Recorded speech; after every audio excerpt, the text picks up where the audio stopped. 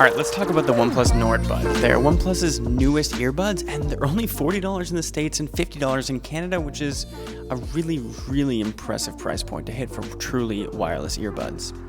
With the case, these buds get up to 30 hours of battery, which is more than enough, and I've yet to kill them in all my week of use so far.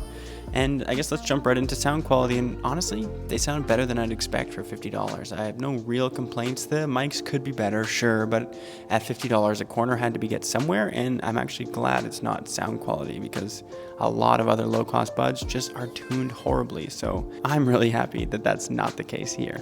The buds have an IP55 water and dust resistance, so you can wear them in a little bit of rain, but I would try not to get them too wet, and overall, I'm a big fan of them. They fit into my ears really comfortably, they're small, they're lightweight, they sound good enough, and overall, the biggest thing is they don't break the bank. So stay tuned to MobileSyrup for even more wireless earbud coverage, and check out our website for the full written review coming sometime later this week.